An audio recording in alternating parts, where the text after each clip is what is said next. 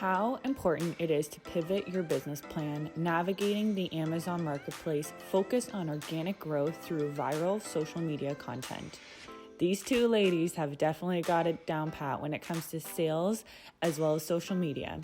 Let's dive into this episode and hear about Mintier and what they have to offer for all of us in the beauty industry as well as consumers. Amazing. So if you guys want to tell us all about your story and how you met, I'm so intrigued because I actually haven't heard it. So I'm excited to hear all about it. Well, how we met was we both took a job working at Clearbank, which is now ClearCo, and it's a tech startup founded by Michelle Romano, and it's based in Toronto. And Rhaelyn had started first, and then honestly, when I started, there wasn't too many females that even worked there. But then our desks got moved beside each other, and we just hit it off, and we became really good friends. Ray was working on the UK side of it, and I was on the Australian side. And we just felt like we had a lot in common. So that's kind of how we met. A lot of people like to say that we must be childhood friends, but we only met, 3 years ago? Yeah. Crazy. Now we spent together. Amazing. And then regarding how you were you sitting in your desk beside each other and then chatting about this idea of Mintier, or how did that kind of spark interest for both of you?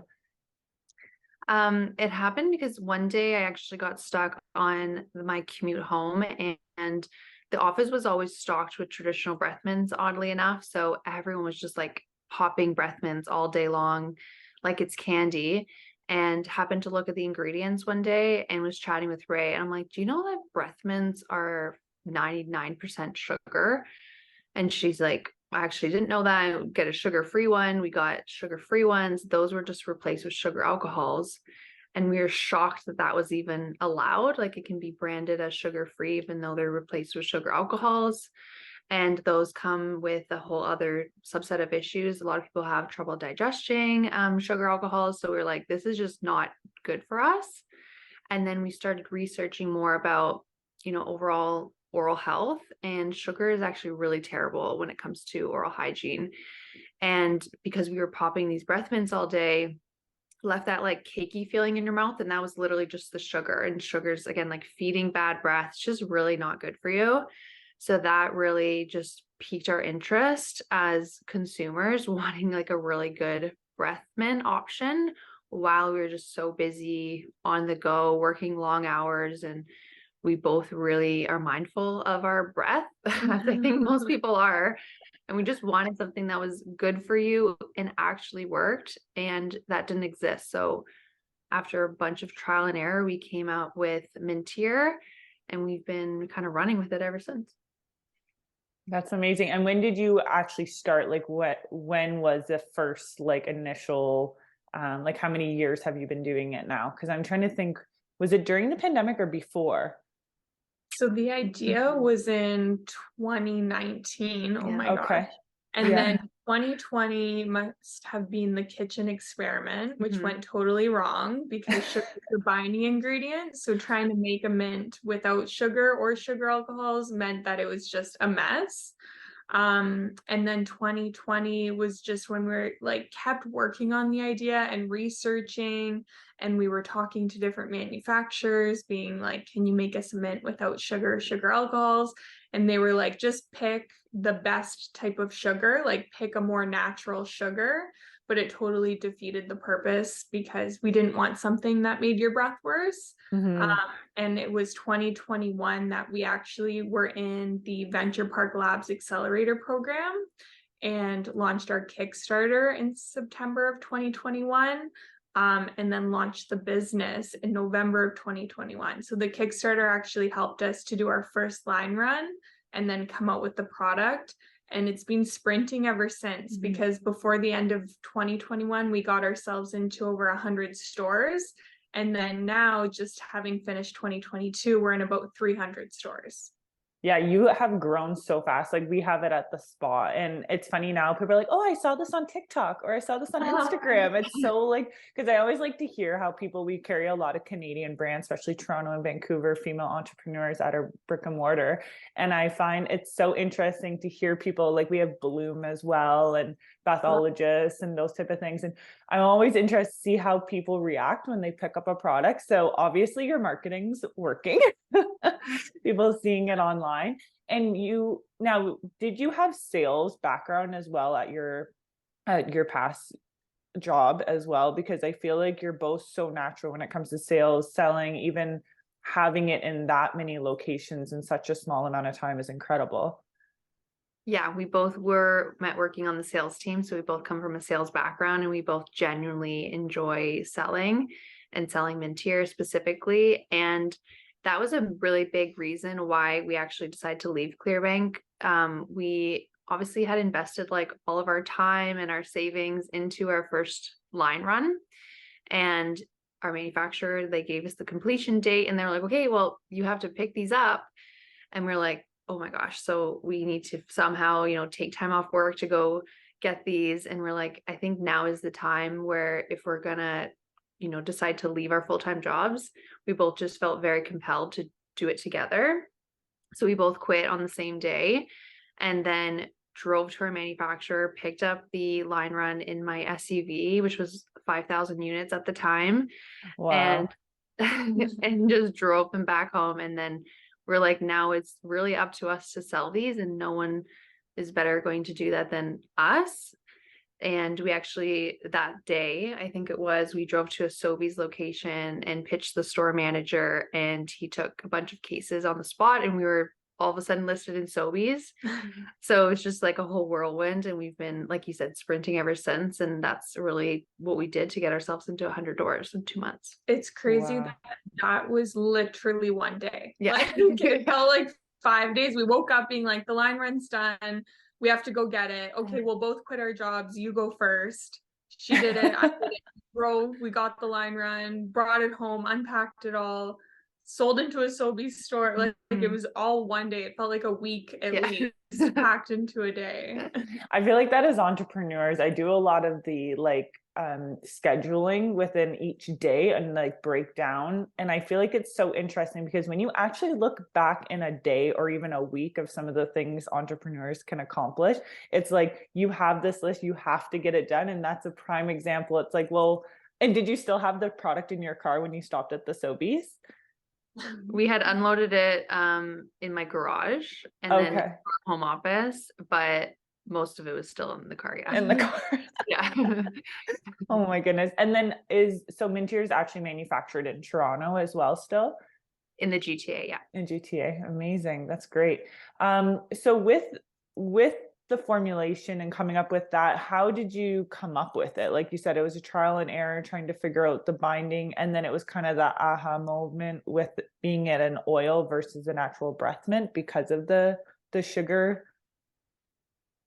Yeah, exactly. So we had an idea of what ingredients we wanted it to include, because through our research, we knew that like clove is, for example, really, really good for overall oral hygiene and oral care. So we wanted that to be in there. Peppermint and spearmint are really popular in breath mints as an ingredient. A lot of people do favor like a mint flavor. So we knew that. And then we were toying with different ingredients, and it was really just like trial and error of what mixed really well together and what tasted good.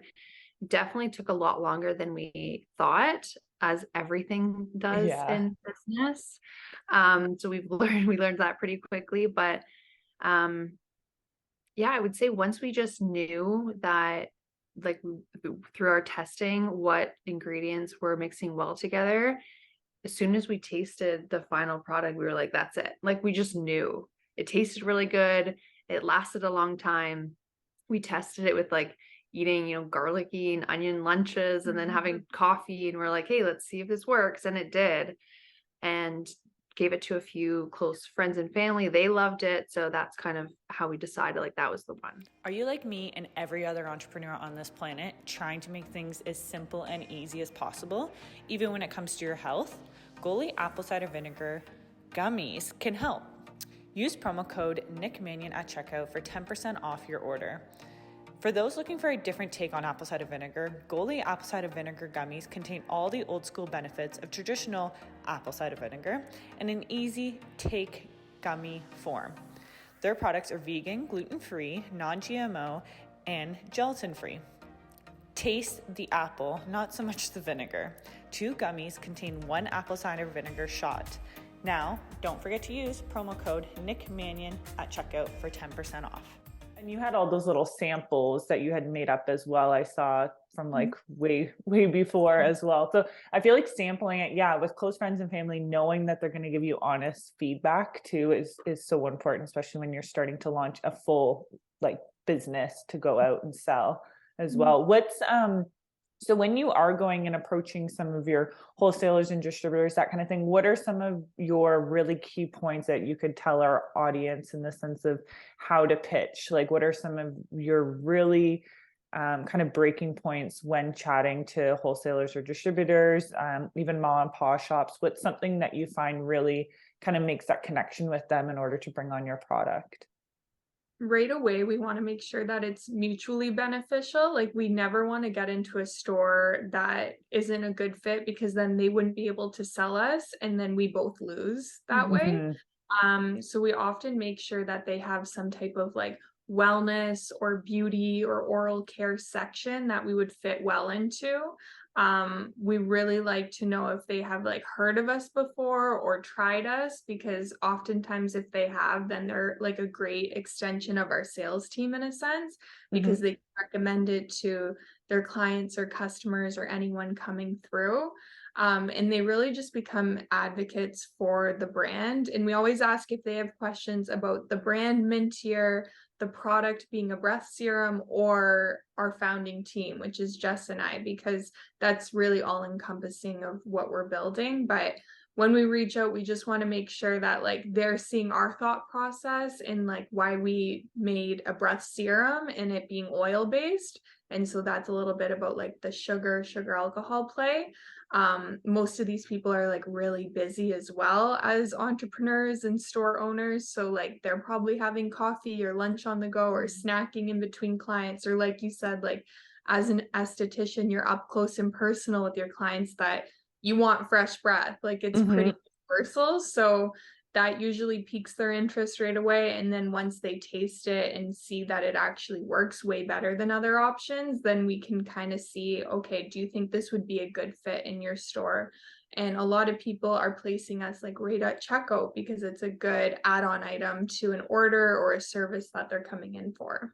Absolutely. And you have your the actual inserts to put it, so that counter talker as well is a great asset to have as sitting on that counter. It's meant to be, that's where ours is at the spa, actually is on the counter as well, because the unique color of it too, it speaks for itself, but then it's also eye-catching too, where people are like, oh, what is this? And also the name obviously speaks for itself as well. But I feel like the marketing with the shelf talker as well as the product, and it's something so different. Like you said, you're the first oil-based breath mint or breath oil that's out on the market as well. Now with like we're in actually some of the similar distributors as well, like Beauty D, we're with them as well. So I saw that Paul had done a video and I was like, no way, that's so cool. So there is a lot of overlap, like you said, with health and wellness as well as beauty. There's so many different avenues that Mintier is great for. Like at the spa, I think it was during the pandemic, actually, wearing a mask, and I was like, oh my gosh, this is what my breath is smelling like.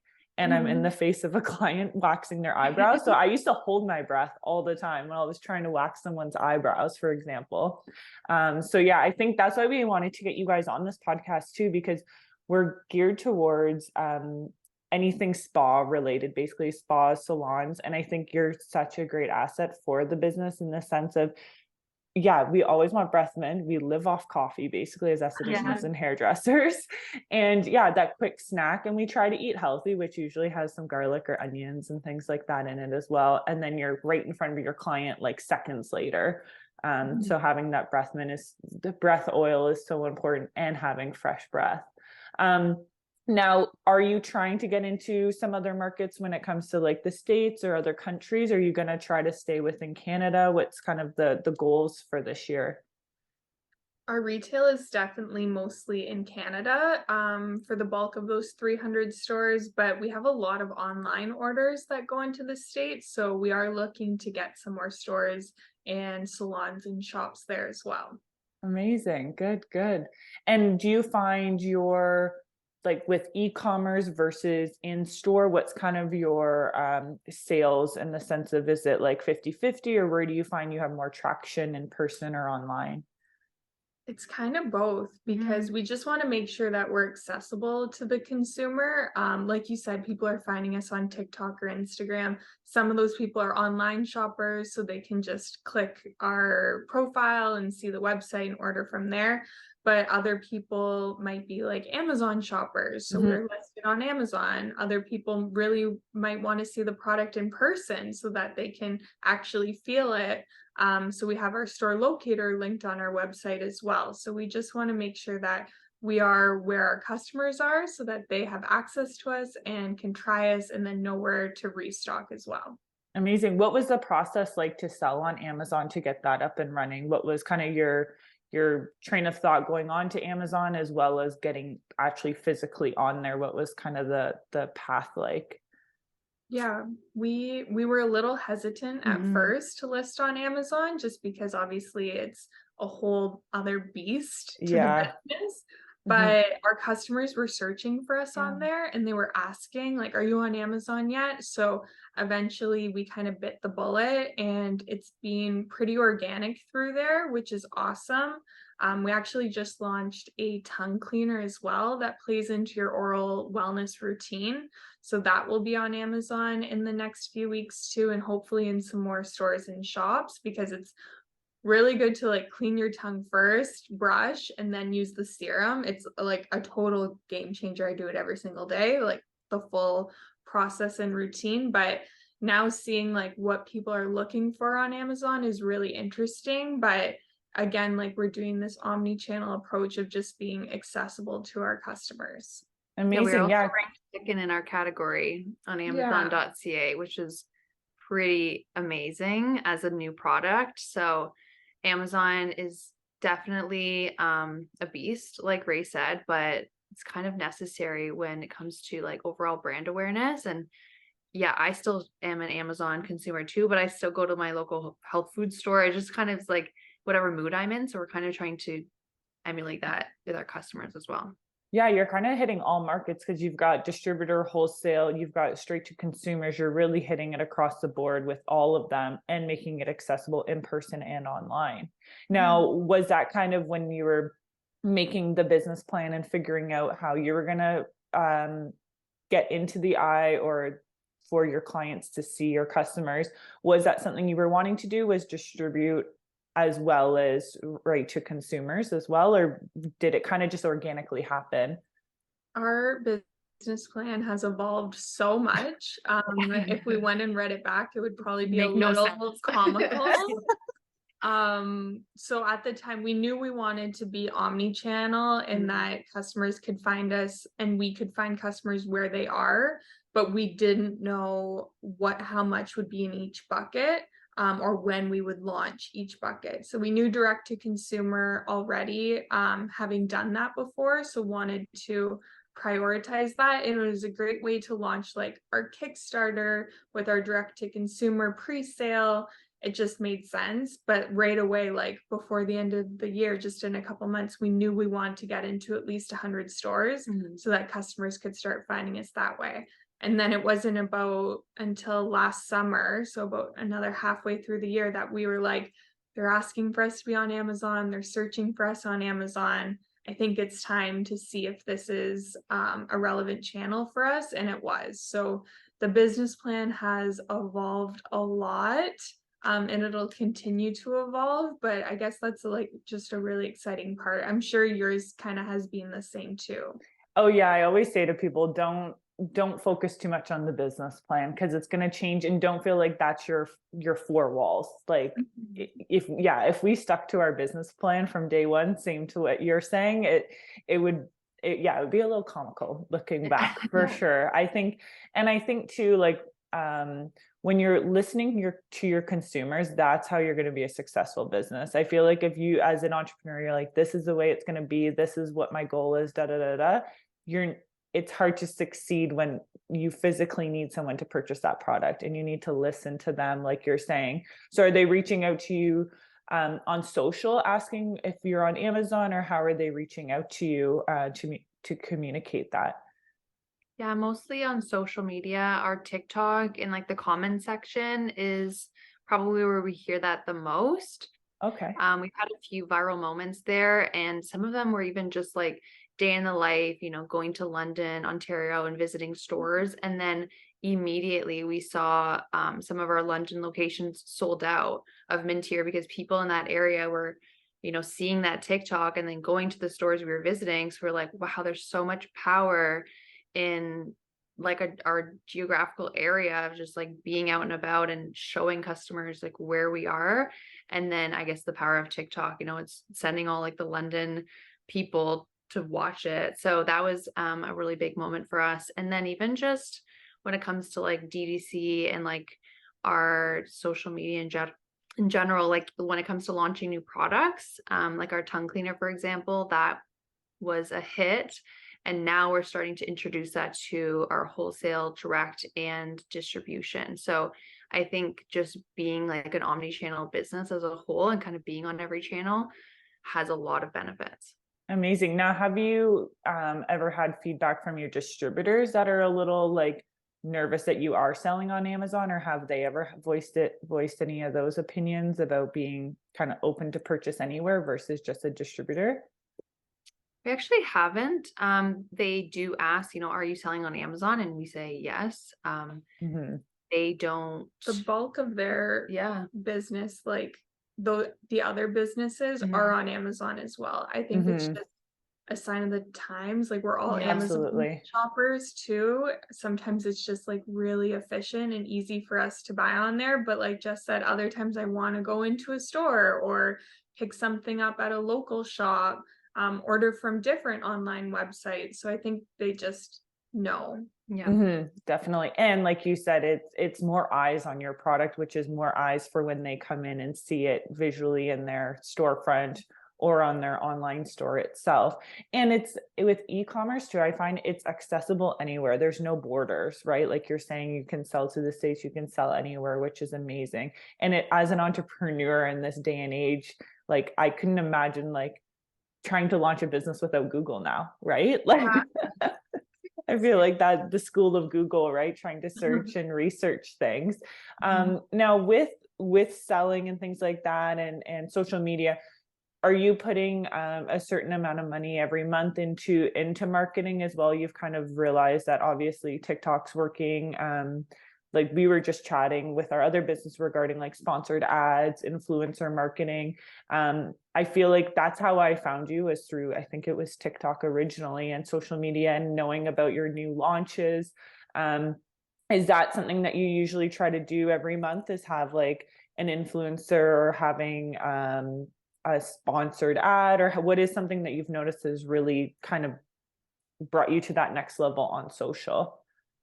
A lot has been organic, especially TikTok. Like that's really just our time, our creativity, our content. But we are bringing a few more faces onto our TikTok, which has been great, and seeing authentically just how Mintier works into their everyday life and routine. So some people like to keep it in their bathroom and use it first thing in the morning. Other people are like keeping it in their purse. Other people are keeping it in their car. So we just find it really interesting to see how they're using it, when they're using it, and see if that relates to other customers.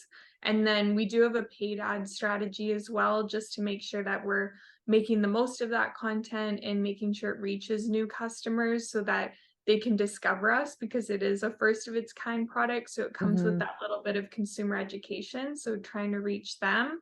And we do work with a few influencers, which a lot has been inbound, honestly. So if they have a like genuine connection to the brand and the product and like have ideas right away, that's always exciting for us to hear. So we try and keep it like as authentic and real as possible, because I think that's ultimately how brands will come across. You can't really fake that, and making sure they're actual advocates for the product.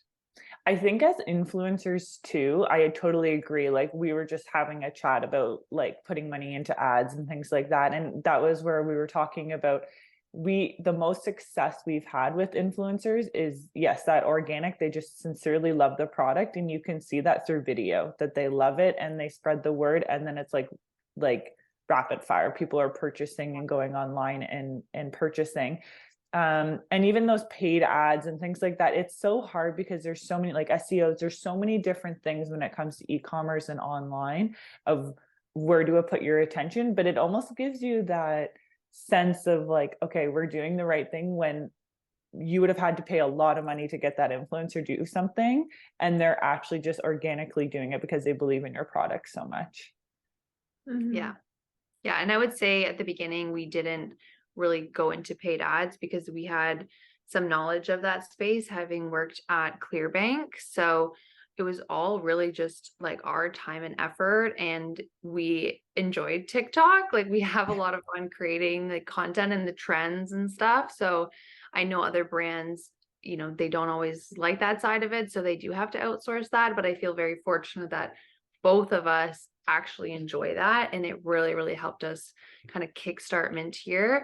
And now that we're about a year and a half in, we still do that, just like introducing new faces, you know, that takes a little bit of the effort off our plate so we can focus on, you know, running those paid ads and doing other aspects of the business, I guess. Miskoka Beauty wants to thank everyone for listening to our podcast, and we're offering 15% off your first bottle of Lash and Brow Serum by Miskoka Beauty.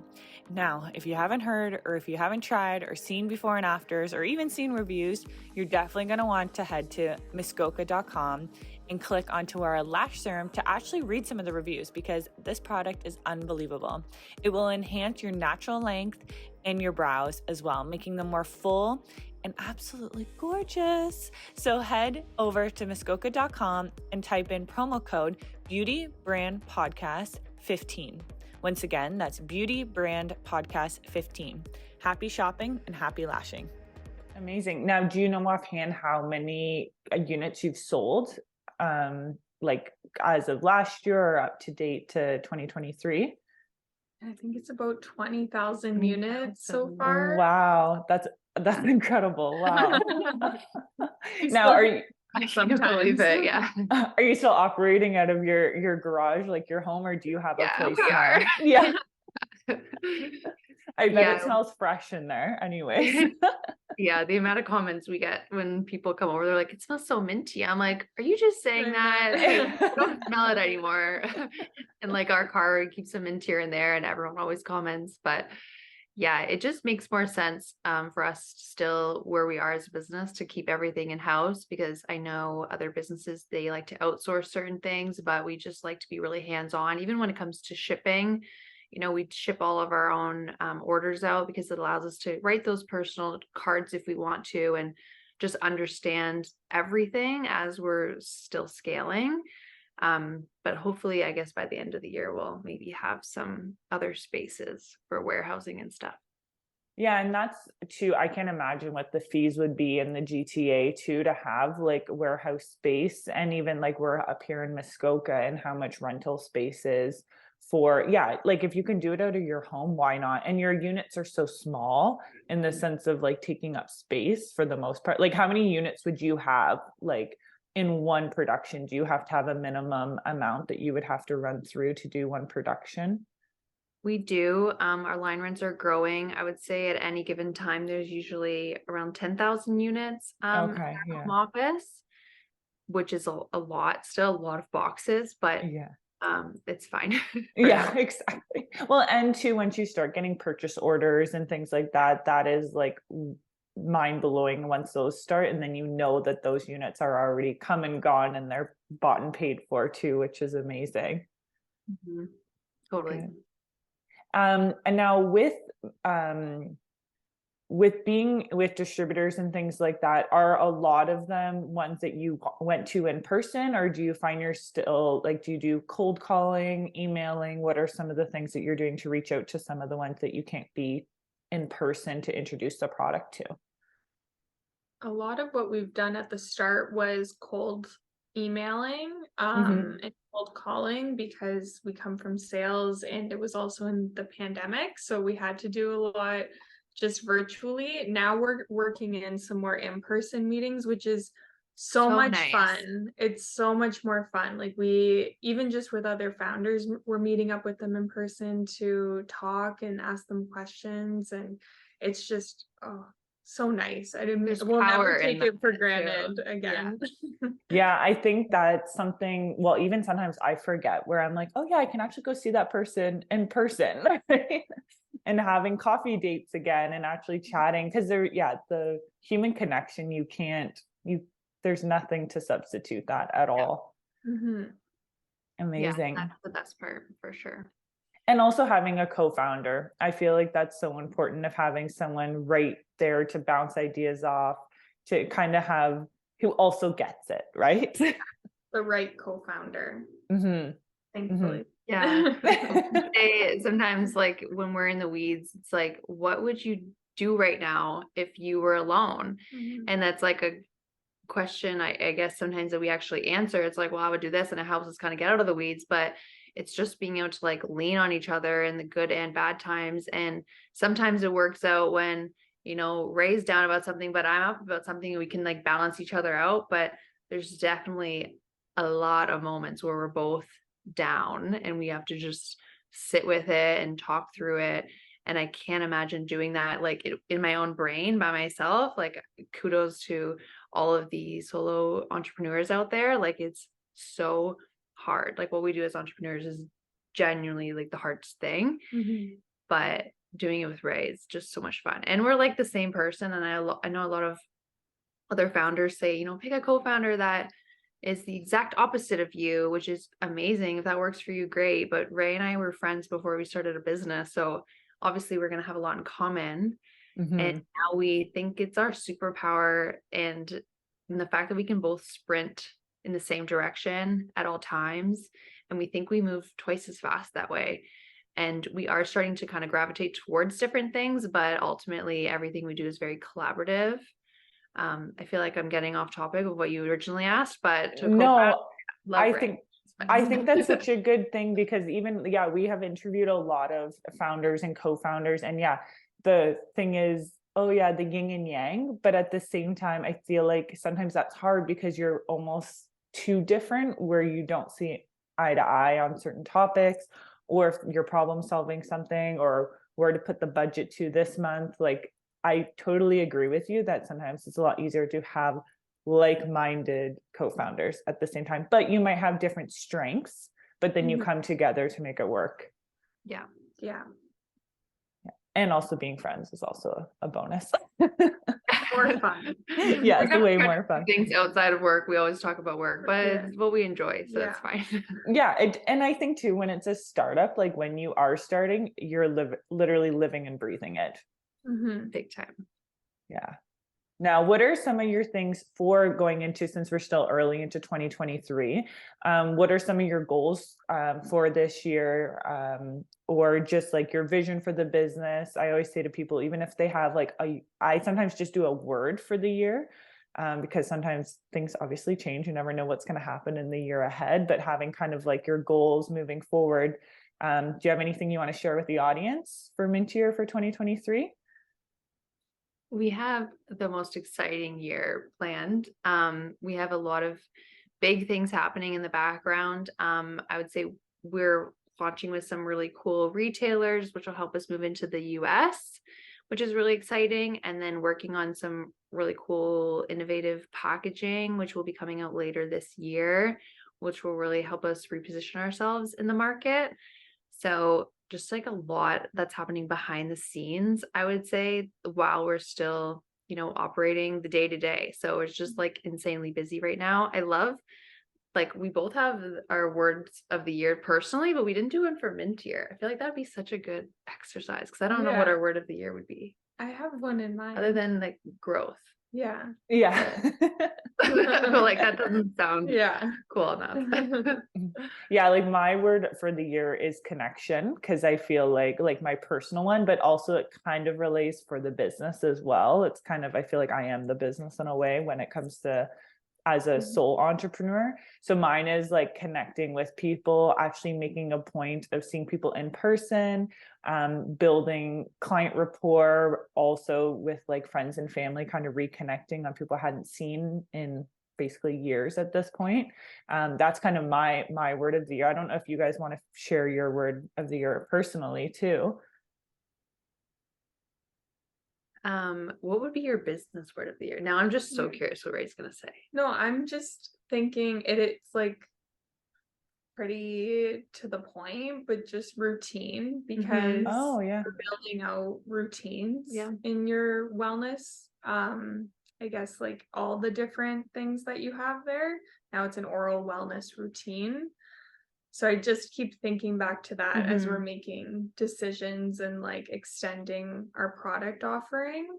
I love making that. sure that it fits that way. Yeah, I like that. Yeah, I feel like it fits perfectly. That's our word of the year now. There you go. Right here on the podcast. Now, I actually have a question, because we were talking about Mintier, where we put it. I put mine in my car, and then I was just thinking the other day, does it matter if it's hot, cold? Like, what is the temperature ideally supposed to be? Because I'm like, I put mine in there all season, every season. So is there a particular heat or cold, freezing, hot? What do you suggest for storing? I personally love a cold Mintier. Mintier, like for a hard day. It's really nice when it's chilled, but room temp is best. It's fine obviously in warmer temperatures too. I leave one in my car all the time, because that's often when you need a little extra fresh breath on the go. But if you haven't tried it chilled, it's nice. Very nice. Well, I was thinking that because I was in my car and I'm like, okay, I was thinking more when it was hot. I'm like, will anything happen to this if it's too warm? Because if it's been sitting in my car, but I clearly I don't think I've had any issues with it. So. Amazing. Now, to close off the podcast for today, what is some advice you would have for our other entrepreneurs listening, whether it's starting a business or starting a brand new product line, innovating something that obviously the world's never seen before, like Mintier? What's some advice you would give our audience? I would say start now. You can learn so much while you're doing, and you can always iterate and pivot from there.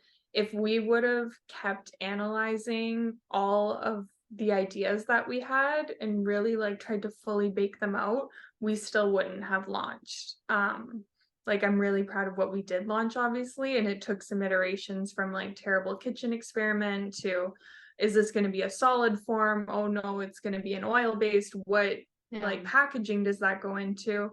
We came up with something that's really innovative, and I'm proud, because not a lot of companies do launch a first of its kind product, especially when you're bootstrapping and you are a 2-woman team behind it.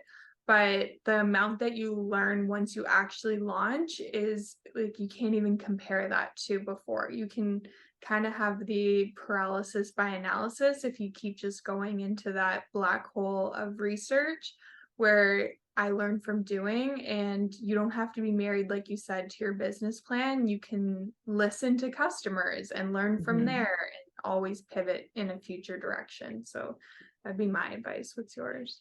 Yeah, I would piggyback off that. Like, if you have an idea and you feel that conviction that this is a good idea, no matter whatever anyone else thinks, everything is truly figure outable. That's what we always like to say. Google, like you said at the beginning of the podcast, is everything. YouTube is great. And if you think it's a good idea, it probably is a really good idea. And there's going to be other people out there that genuinely want to buy whatever you come up with and whatever you want to be selling. We didn't come from like a food science background. We get asked that all the time. We just had an idea and we put one foot in front of the other and made it happen. And we still learn new things every single day.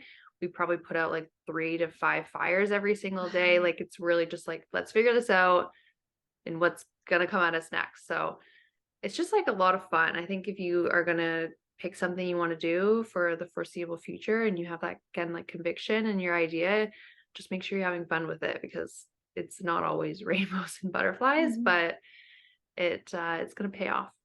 Absolutely. And I think too, with a lot of people, I totally agree with everything you're saying too. And I feel like with that, you have to love what you do. When people are cutting out of high school, you have a lot of younger clientele and people are, I don't know what I want to do when I get out of school. I'm like, what do you love doing? And bringing it kind of back to the basics of even when you were a kid, what were some of the things you love doing? Because as adults, I feel like sometimes that fades away. And then also having that mind frame of this is going to succeed and you're going to go somewhere with it, instead of the woe is me, and being as positive possible of having your business succeeding. I think so important for people too. Amazing. Well, thanks so much for coming on, ladies. I feel like I know you guys just from TikTok and social media. So this is great to actually jump on and chat. And all the best in 2023. Can't wait to see all the new things that you're launching, and we'll see you soon, I'm sure, on TikTok and social. And we'll put all your links and info below too on the show notes. Thank you so much. This was fun. This was a lot of fun. Thank you. Thanks, ladies. Bye.